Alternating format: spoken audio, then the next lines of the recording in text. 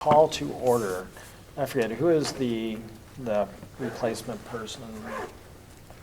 Well, it's The Ruthina. alternative. Ruthina is the So alternative for You two can Lisa. fight for the alternate spot. Me and who? Charlie. Oh, you can have it. Well, Charlie's the alternate tonight. Okay.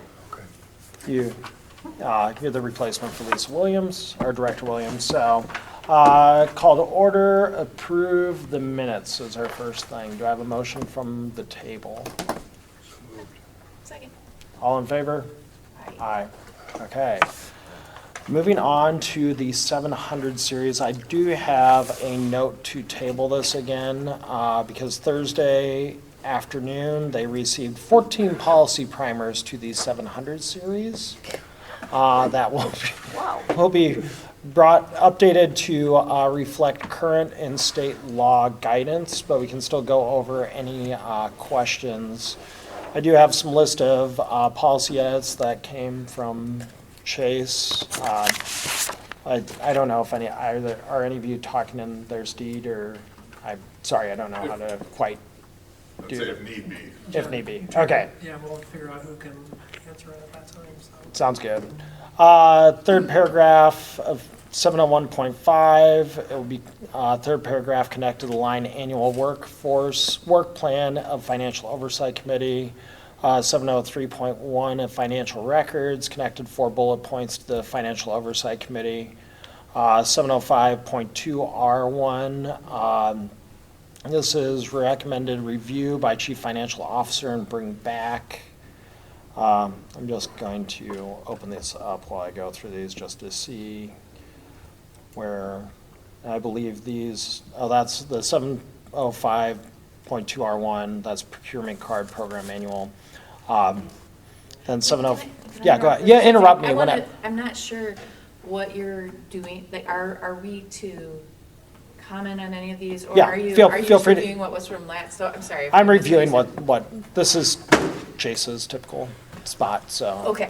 When they tell us. Updates let's from give last time, updates. yep. Okay. So if you have any questions about these updates, feel free to interrupt. If you want to go back to anything that I've gone through so far, Director. I just had a couple of notes, and I'm Yeah. trying to decide if there's worth, you can tell me if you think we shouldn't waste time on them because of the upcoming changes. Okay. I was, in 701.2, I know we were making some little changes to things like board designee, or make that CFO. In 701.2 transfer funds, it's the board secretary's responsibility to recommend interfund loans. And I thought that seemed like, since we were changing most everything else to superintendent or CFO, that seemed strange. Yeah, that will be one that will be updated on the policy primers. Okay, So okay, great. And then in, save that for next time. I just had a question that I'll just table. for Okay. now while I see what happens next. And then under, I think you got to 705.2 R1, the key card manual. I know that we had talked about adding language for emergency situations and a dollar threshold for no prior approval. I didn't see it in there. Is that because of these policy primers that were received last week? Part of it, Michael Lee did send some stuff through late Friday, Oh, okay. but didn't track any of the changes, so we need to go back and Got make it. sure we can see what was removed and what was added, and Okay. And I think we want to do CFO, there's more to review as well. That makes good Yeah, sense to me. so even more reason to table it till next time. What else? Are those your main? Yeah, that was my main thing. But then also, I'm not sure where you and, what I mentioned earlier about a proposal for how we manage these, like the timing of these, is this a place where you think we could bring that up? Yeah, I think so. So I was thinking as I was going through the changes, not knowing about the updates from last week and all, that we have gone back on these policies several times for good reason. Yeah. But we also then they're already on the agenda for the board meeting the same day. So my proposal is that we just create a standard operating procedure where whatever we're reviewing, whatever series we're reviewing, or whatever policy we're discussing at this committee meeting is not on the agenda until the next board meeting, so that we do have, because in this case, we couldn't go ahead and approve these policies anyway. We would have, so to save ourselves some rework, just to make it, all right, we discuss it today, and then it's on the agenda in 2 weeks rather than tonight. You I don't wanna, know if that makes. Kim, is that how it usually?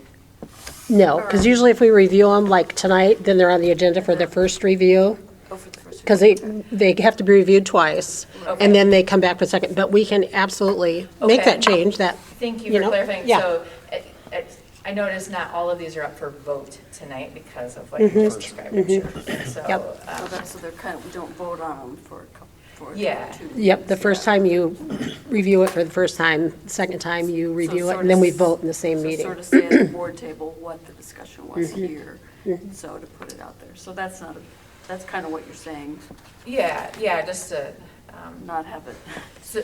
because I feel like we're making ourselves some rework that we don't necessarily need to do if we don't clarify that at the board table. So, yeah, thanks for clarifying that for me.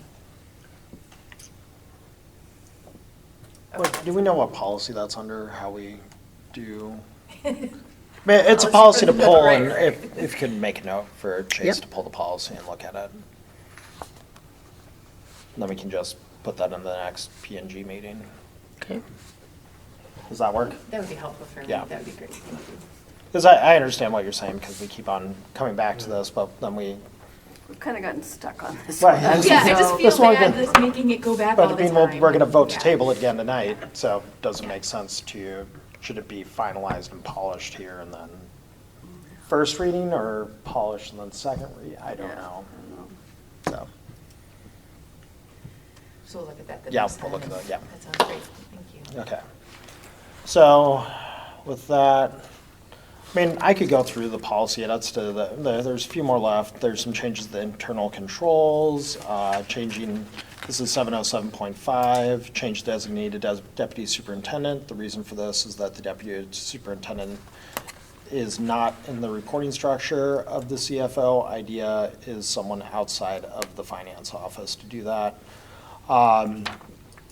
Responsible technology use and networking regulations, that's 713.R1, and the email retention piece is added.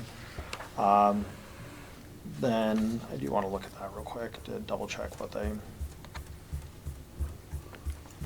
Say it again, 713. 713.R1. R1.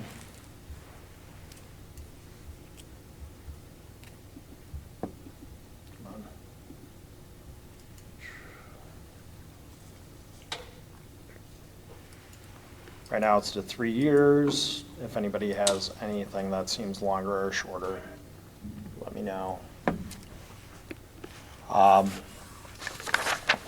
there anything that really stands out to you in terms of an email deletion policy? I mean, there's someone that told me in the past that your tax questions can happen over a 7-year period or something along those lines, so I don't know if that is, A standard?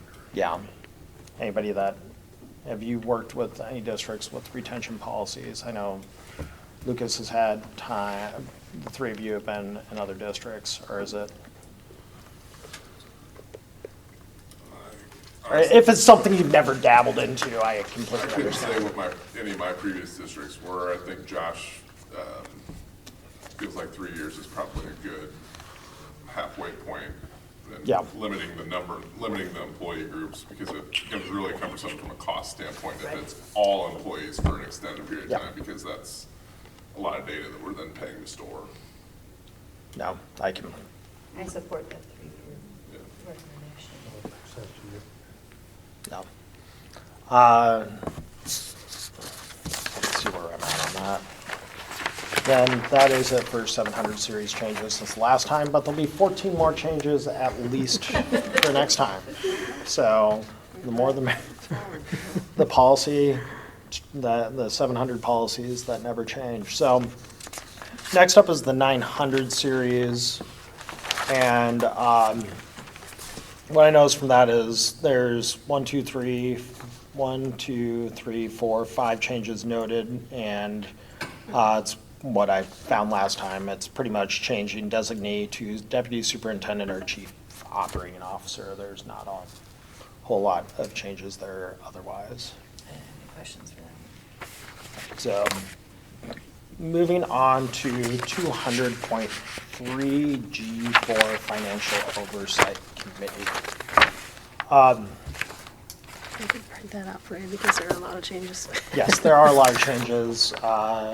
Director Horn Fraser, myself, and Deputy Superintendent Ramey spent some time last week going back and forth on this.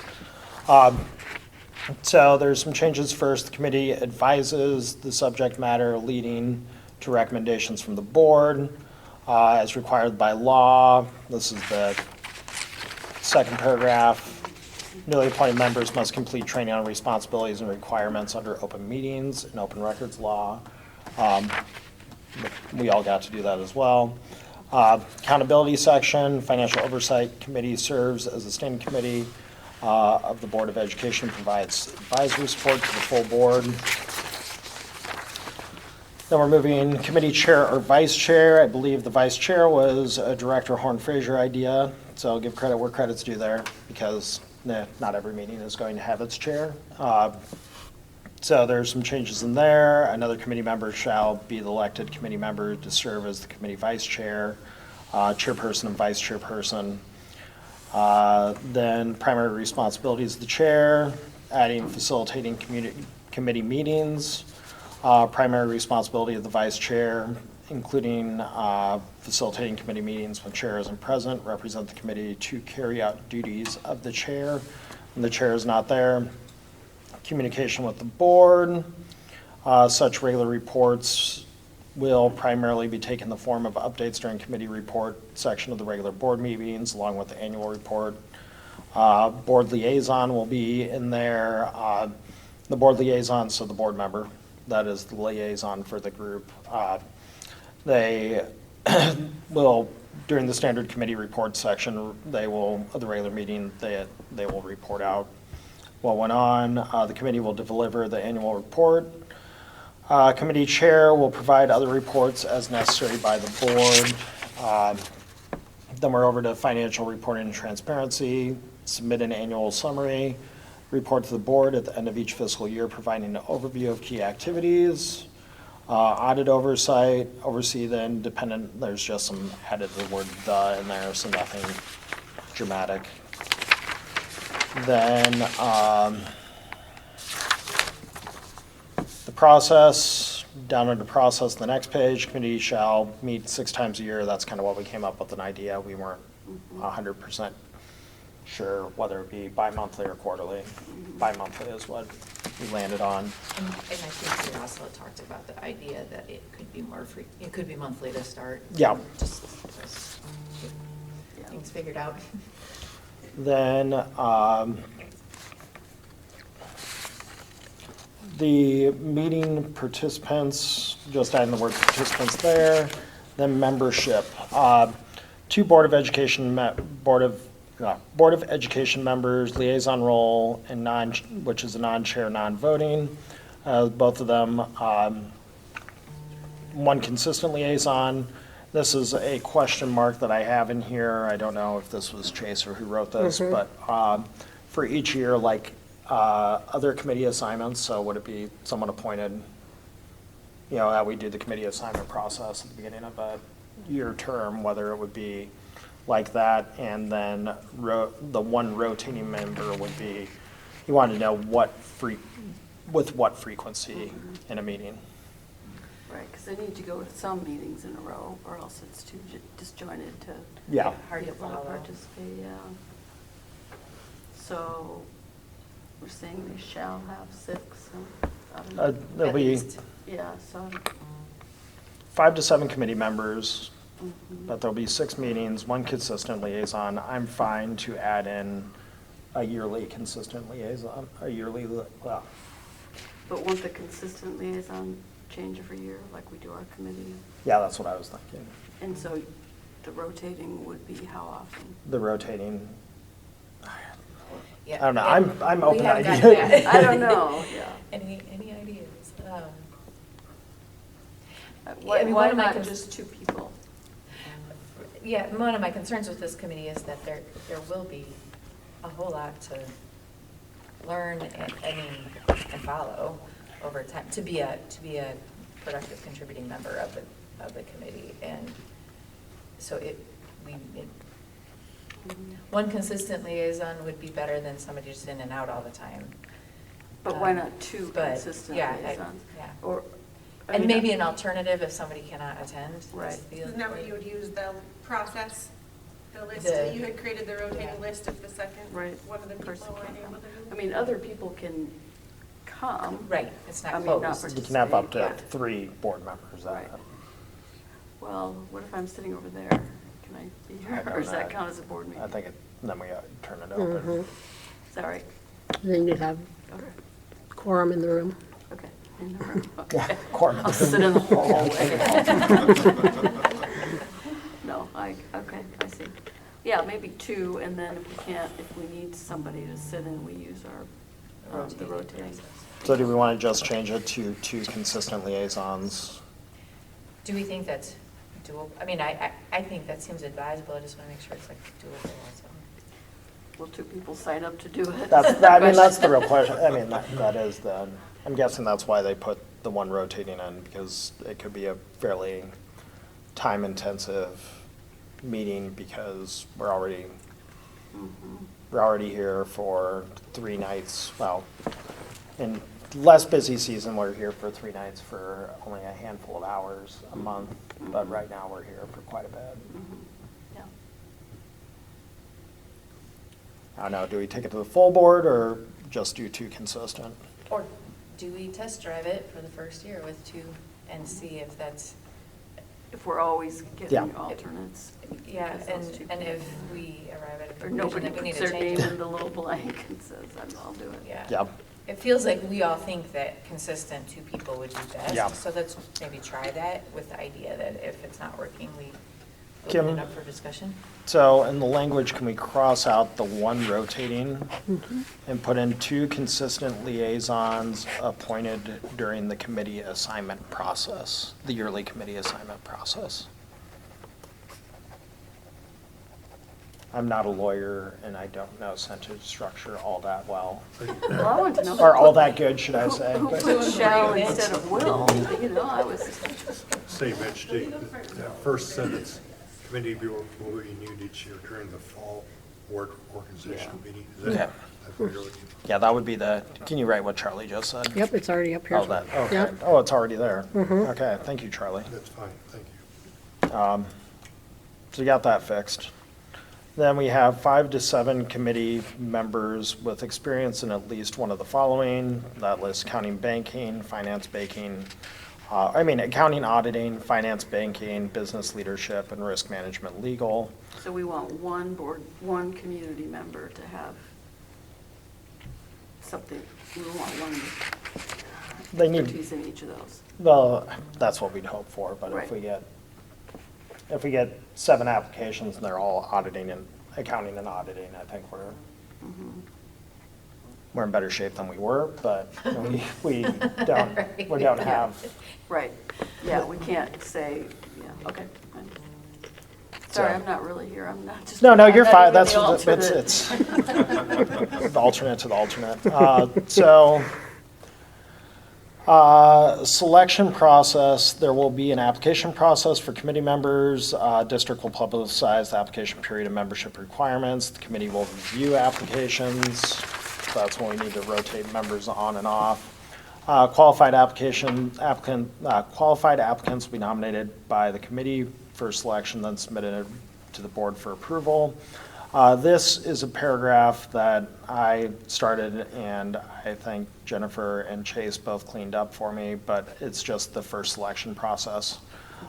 So initial directs superintendent or designee to publicize the application period, application form, and membership requirements. After 2 weeks, superintendent and CFO shall review applications received. Upon the selection of qualified applicants, the superintendent and CFO shall submit the names of the first committee members of the board. The term lengths for those members shall be assigned through chance through a random number generator. The first 2 chosen shall have a 1-year term. The next 2 chosen shall have a 3-year term, and the final 2 chosen should have, or 2 or 3 chosen will have a 2-year term. So I love the idea, but know what you mean by random number generator? Just Dice? dice, Okay. yeah. The roll of the Like, dice. Technology. The others, Like an online random number generators. is it like your pirate name that you? Yeah, it's the same, it's the, so, it Yes. puts it to chance, and then Perfect. it seems like the most, we can do straws if we wanted to, I guess, but. Yeah, no, I like it. Then terms, the committee chair and vice chair the committee chair and vice chair serve one-year terms. They may be reelected by vote of the committee. Removal of vacancies, so it's the 75, that they need to attend at least 75% of meetings. Lack of then the next one is just a sentence about why we are doing that. Then the committee chair must submit removals to the board for consideration and approval. Vacancies caused by removal and resignation shall be filled in the same manner of the selection process. And before the meeting, go ahead, what are you about to It say? just occurred to me that we didn't address what would happen, like, let's say somebody moves and resigns midterm. Does the next person who is, fills that spot in the same manner as the selection process finish the term, or do they start it? So we'll need to Can we- consider how we do our rotating terms. Okay, can we mark that to come back to so we can get this approved? I'm not, Yeah. to come back to that one later. Yeah, it's a because- minor, Yeah. minor thing, but We may be there in 4 months, but we're not there yet, Right. so. Director Finch did send me a message before the meeting that oversight, okay, the one change of the financial oversight charter I would suggest is remove the approval language in regard to the scope of the audit and all claims, and change it to recommend, so I'm trying to figure out where that is at. But would it be in 4 on page, whatever that is? Or, it's 4 not there. out of the 8 responsibilities. I'm gonna say, Um, bring it up and see if I can find Can what. you give us some keywords again?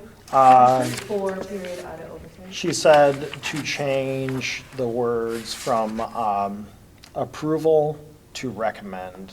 So it's somewhere in there, there's the word approval. Is it an audit oversight you're looking Review at? and approval of audit scope. Yeah, so, That is under 4, that sub-bullet to the first bullet. because her question was whether they have the right to approve Right. versus recommend. Yeah. So she wants Yeah. review and recommend. Yeah. Is everybody fine with that? Yeah. Yeah, review and recommend approval.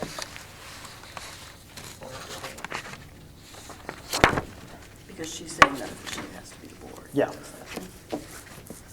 Well, So- that term audit scope is not necessarily the completed audit, right? It's the plan for the audit or the scope, the auditor. That's fine. That would be my interpretation. You look like you have something to say, Kurt? Well, Or- I mean, they give us a scope letter that's literally about 8 pages long, give or take. It's pretty standard, pretty boilerplate for the most part for all districts, so. Okay, I mean, I think it's fine for the committee to review and recommend parts and pieces of it, but some of the things like the auditors come in and state, we're looking at nutrition services this time around, and so there's different parts and pieces that they come in kind of automatically targeting.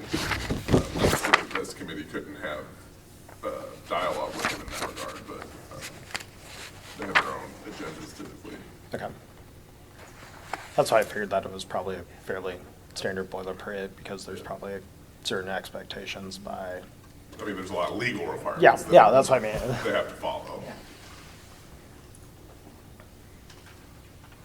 So if there's any, Well, is there anything, I don't see anything explicit that says that the committee will recommend the results of the audit to the board. Do we not want to have that as part of the committee's responsibilities? Or do we want that? Yeah, auditor, is it? No, because our auditor will present the results of the audit to the board. This committee should certainly at least attend that meeting or Yeah. be a part of that, but our auditors are the ones that ultimately say, these are the results of our audit. Okay. I thought that this has really taken nice shape, and so I appreciate all the work that's gone into it all around. And I am, my only question really at this point is, how do we start? Yeah. So that's why, just like that one question that you had, hold on to it, because we'll come back to it after we approve it, because I'm sure we'll be in hopefully not anytime soon, but that circumstance will come up Right, eventually. right, maybe make that in the first review.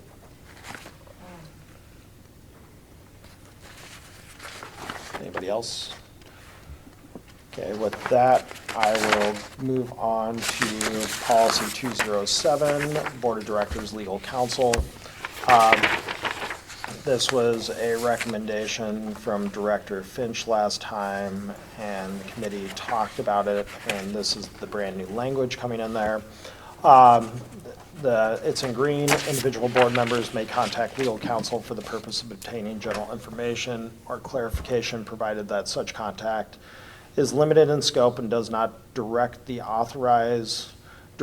authorize legal action on behalf of the district, does not create significant costs for the district. Responses from legal counsel shall be sent to the full board. If a board member seeks legal advice beyond general information or anticipates significant cost prior to approval of the board, anticipates significant cost, comma, I need to pause there for the comma, prior approval of the board or board president is required. So that's stipulation thrown in there that if a board member comes to legal counsel, and legal counsel is like, wow, that's going to be some hours to put into it versus this is a quick 15-minute response kind of deal, that it will go back to the board or board president. And then nothing in this policy shall prevent the board from authorizing independent legal counsel to represent the board in matters where conflict of interest may exist between the board and administration. That one I didn't expect to come in there, but it's there, so. So I think that there's a little bit of a conflict between paragraph 2, the sentence 2/3 of the way down that begins, board members may contact legal counsel upon approval of a majority. That's a good point.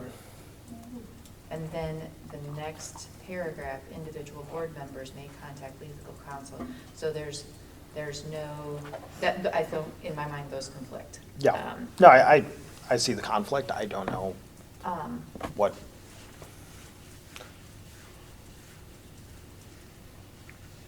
And so. Same with the next one. You Yeah. know, that the board member has to pay the legal fee unless the board has authorized the board member to consult an attorney. Because then we say you can do it if it's. Right, there's no mechanism for. Would we want to send this back to Chase to clean it up? Well, I think that it. To make sure that they don't conflict. Yeah, it needs to have some changes before we can approve it. I'm just interested in how we, like, people's ideas on the best way to set that up. I'm glad that that last bullet about responses from legal counsel shall be sent to the full board, although I want to make that a parallel construction so that the 2 bullets above it.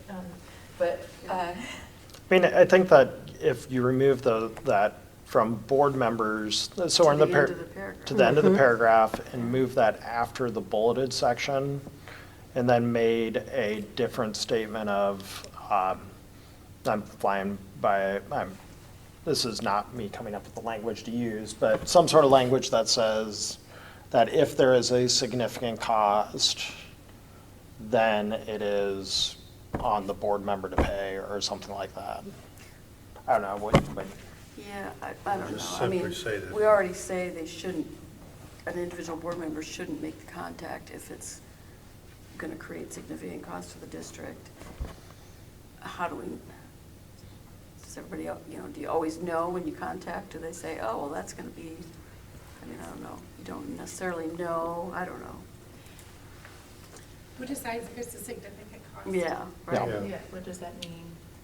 Right, and they don't always tell you. They may not always know. They might Until dive you get into the it bill. and sit You're and just say, like, oh. yeah. Billboard rate's $300 an hour, so. Right, yeah. And so if it's,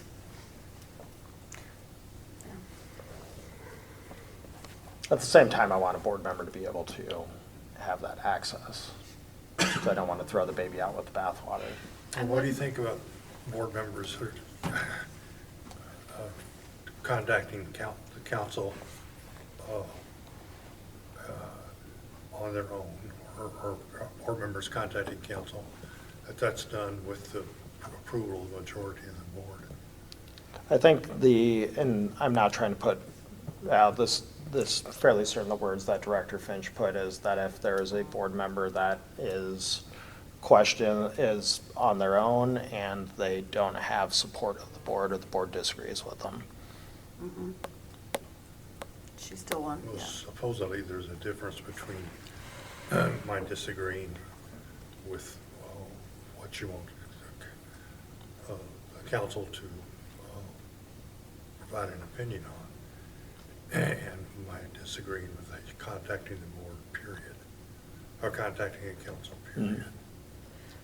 I'm wondering, oh, I'm sorry. Go ahead, no, I was just wondering if, you know, our legal counsel has some idea, we surely are not the first district to have a question along these lines. I'm wondering if there is a model that is out there somewhere that we could adopt or adapt. Some mechanism, because, so it sounds like our primary goals are if there is a board member who has what they feel is a legitimate, important legal question, that they want to be able to seek Get an opinion counsel about on that, that, yeah. or opinion on that. We also have as a goal to protect ourselves from large unexpected costs. And I think there's also a subtext here that I'm just going to say that I think we want to make sure that there's like a shared agreement of the sort of legitimacy of the query. And I think all of those are important considerations. I'm also thinking the district and the board retain legal counsel to provide advice to the board. Yep. Not necessarily to individual members of us. Well, I think that's what that third bullet is getting at. Anytime there is a query, that the information goes to the full board, not just a single board member. Well, I can see that. My point is that I'm thinking that we employ counsel, or we retain counsel to serve the full board, not me individually in my interest or inquiries. Yeah, I assume this is here because we want to be able to contact legal counsel even if nobody else, if the rest of the board doesn't agree? Is that what you Yeah. think? That's what I believe. And that was functionally what Director Finch was saying at the last meeting, that if a board member, and there could be a circumstance where a board member has a legitimate Yeah. legal question that the rest of the board disagrees with. And there's conflicts of interest within those legal questions. Yeah. So, Well, for reference, the language in the second paragraph that conflicts, that says board members may contact legal counsel upon approval of the majority of the board. And then the following sentence, it is the responsibility of each board member to pay the legal fees, blah, blah, blah. That is from the IASB policy reference manual, what they Both recommend. sentences. And then, and those work together. It's just the conflict with then the next paragraph.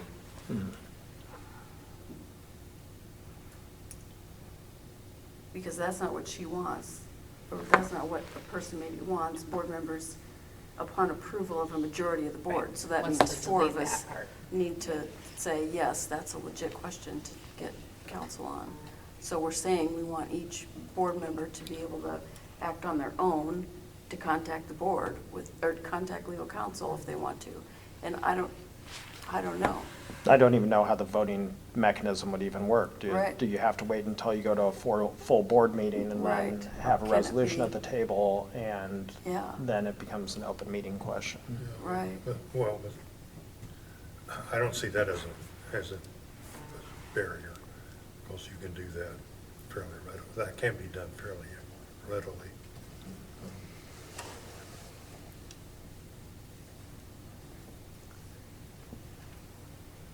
What if we just drop the requirement that board members who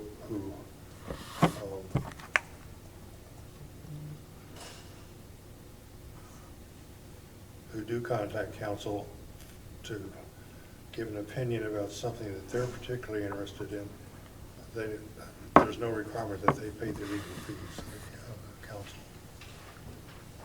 There's no requirement. Yeah, Well, so I, I mean, that makes going to the board much easier in terms of if that's, I think that the fee mechanism is in there to get rid of pesky questions that have no real, aren't germane to the yeah, discussion. I could see that. I'm just thinking that getting rid of the questions is maybe a responsibility of the board itself. so, Charlie, are you talking about the third from the last paragraph, if the board member seeks legal advice beyond, or, if the board member seeks legal advice beyond general information or anticipates significant cost? Or hang Well, on. that sentence in the Okay. broader paragraph are Okay. similar, but they're not, they don't So how, get I mean, toward quite the same things, do they? so how we do it now is a request is sent to Ruthina To and the I. chair, right. And then it gets sent on to legal counsel. I mean, I don't think there's, not since I've been doing this, nobody's said, no, we're not gonna do that. So I don't know. Is it, I need to know more about why it's an issue.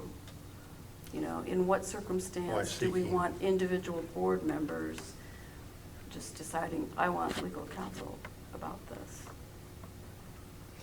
Yeah, that's what I'm kind of struggling I'm with just, too. I just don't know, but I mean, the policy's fine. I mean, if it's limited in scope and, you know. I think that at the very Create least, significant cost, I mean, that's, you know. I think it'd be better to define significant costs before bringing it to the table to vote. In any case, whether we go with it or not, I think that is something like 15 minutes, I could see that. billable 15 minutes or something like that, or billable. I'm not a lawyer. Charlie, you were once one. Every but 10th. Every 10th? 6 minutes. Yes. Every 6 minutes? Yes. And so what I'm seeing is if in our current mechanism where those requests are sent through Ruthina, it is the responsibility, it is our responsibility through you to sort of manage and watch for redundancy among requests and queries and so on.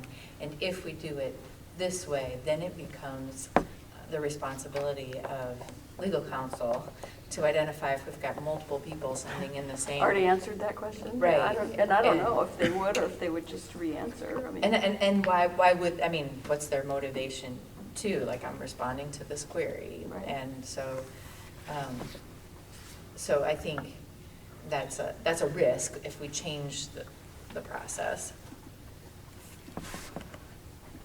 I'll go back to what Kim said. Kim, you said that it's in the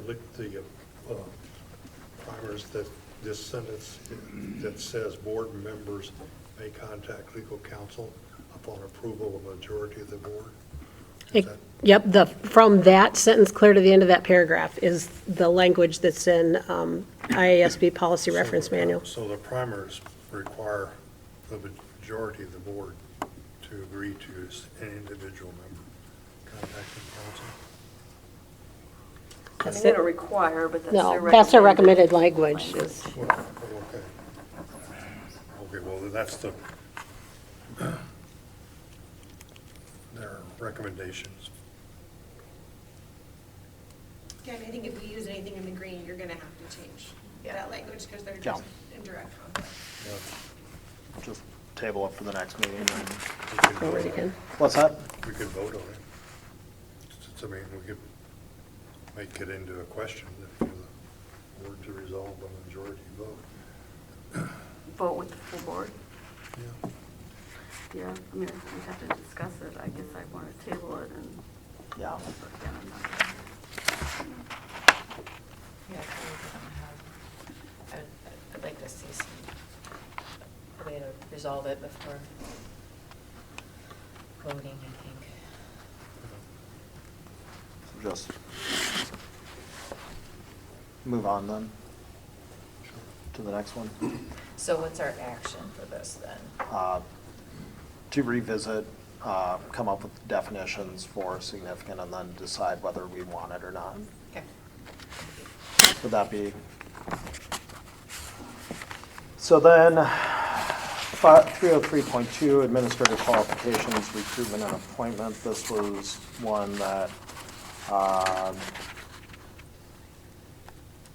Deputy Superintendent Ramey went through and made extensive changes. We talked about it last time. I think he added, let's see, language added for board participation in interviews and policies and procedures. Then we still need to determine the number of board members participating that can participate in interviews.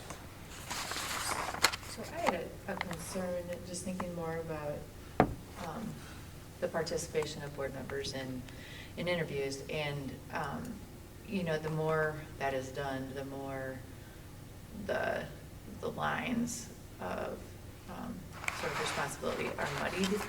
And I think that that's a risk for the future too, in case there are things that the board would need to weigh in on related to performance, say. And so I'm wondering if we can limit board member participation in interviews to positions that report, of the superintendent and positions that would report directly to the superintendent. And I know that we're looking at potentially some.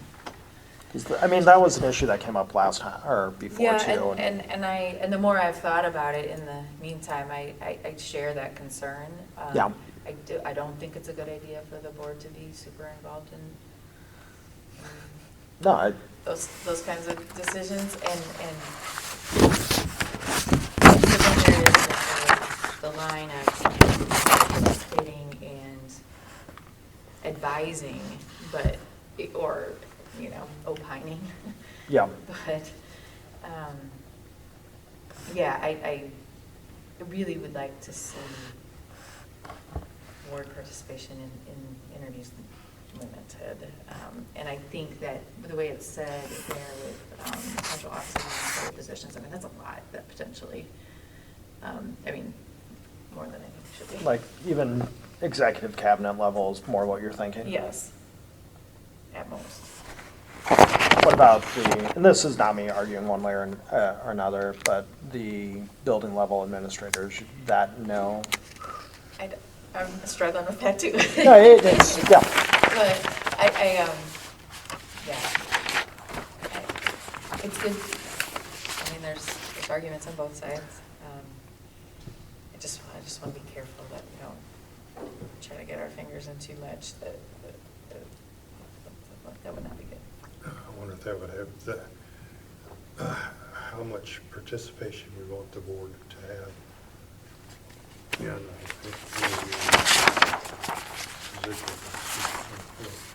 fills, that would have a substantial effect upon its superintendent search. People who are interested in being a superintendent have really clear ideas about what kind of participation you think is appropriate for the board. Mhm. What kind of, so again,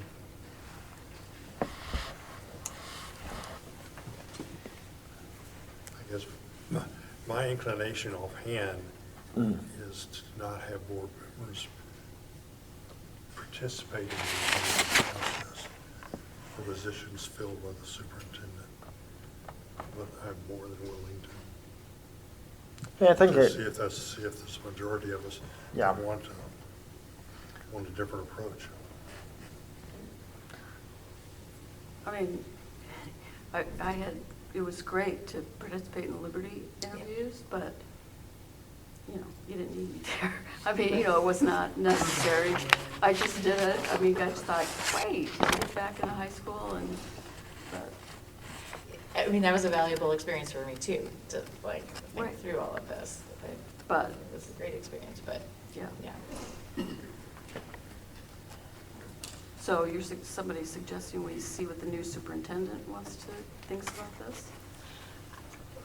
Or decide now that we're not gonna be, you know, obviously we're involved in hiring the superintendent, but, Yeah, and that's a function of the board. I mean, that's a required Right. function of the board.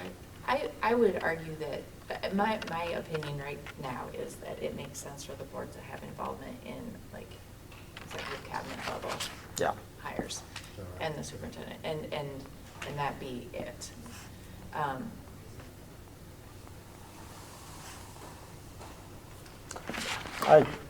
I can get on board with that. And I think, for me at least, it comes, the board interacts, yes, with the superintendent primarily, and that's who their primary interaction should be through. But at the same point in time, the executive cabinet will be interacting with board members as well. So that's What kind do you of, think about the notion that school boards in Iowa only have one employee that's a superintendent? Right. So, I mean, I think we found out from the the way the legislation is written that we do have oversight in administrators. Because we can have closed sessions on any administrator contract. but school boards members cannot instruct administrators at any level below the superintendent. Is it that we can have a closed session if the superintendent asks us to? If Bring the us employee concerns asks. stuff? No, we can No, have the a clo- employee If asks. the employee asks Well, for it. I asked for it to be closed. Yeah, okay. I see what you're To me, there's Yeah. a difference between by not being able to instruct an employee of whatever level and having the responsibility of evaluating the performance of certain employees. Right. Just, yeah. I don't know if it makes sense to everybody, but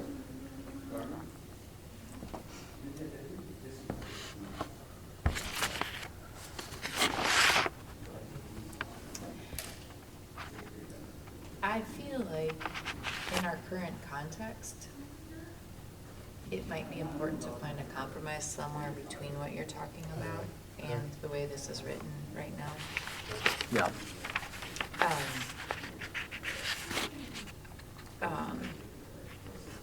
To, yeah, where it says, you know, the board is not making a hiring decision in the case of anybody but a superintendent, but is more participatory in that executive cabinet level and Has a voice at that. it has a voice and not the decision. I mean, except for the final vote. And so, and that might be a healthy thing in this context. I don't know. I'm just noticing too that in this draft of 303.2 that I'm looking at here, first paragraph said the board will employ building principals and other administrators. But that just probably means we approve their contracts, right? You know, it's the same distinction, isn't it? Yeah, but evaluates and supervises only the superintendent. And can direct only the superintendent to take a particular action.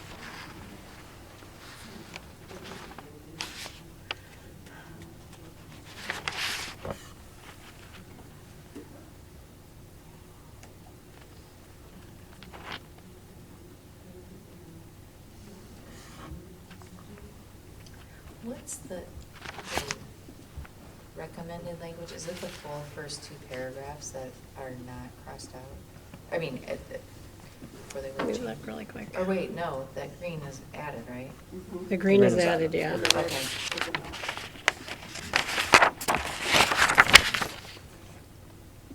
Okay, so the original was, yeah, didn't have any thing there.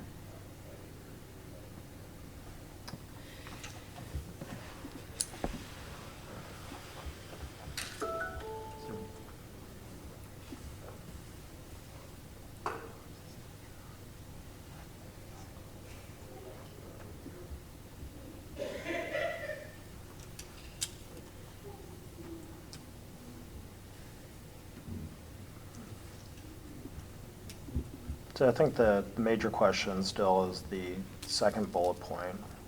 I mean, like, I'm personally happy with the first bullet point, looks good to me. Second bullet point's the question that we have right now.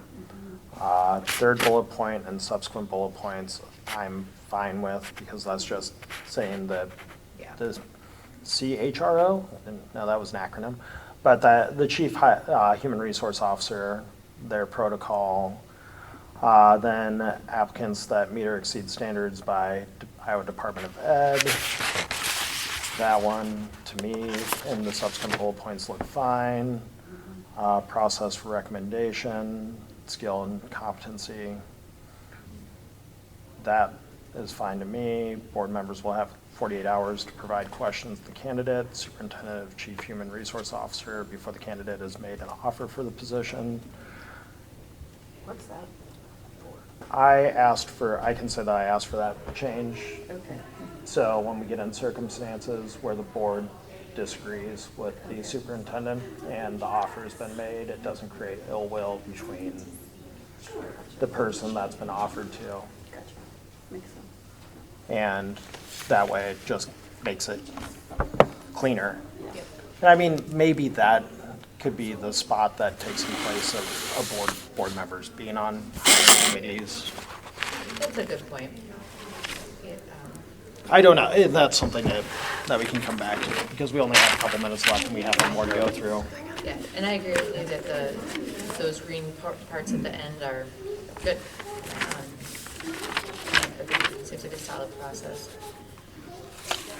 So the hang up right now, we can come back to it next time, is the up to blank board members may participate.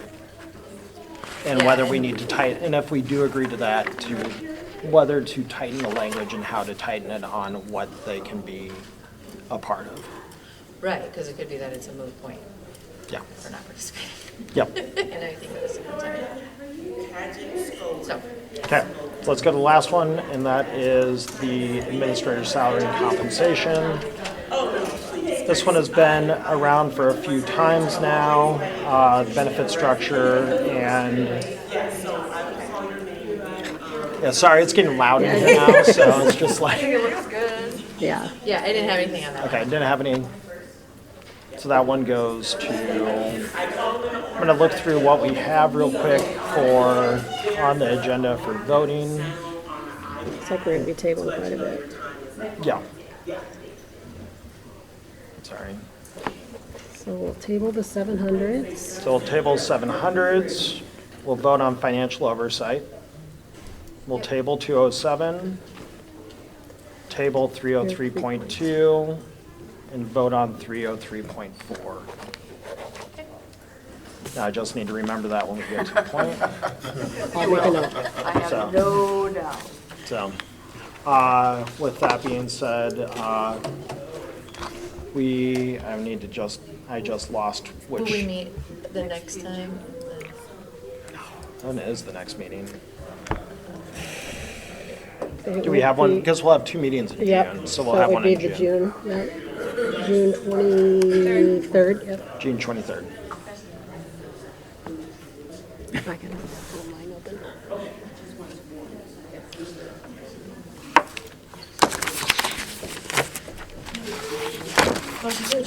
Okay, motion to adjourn.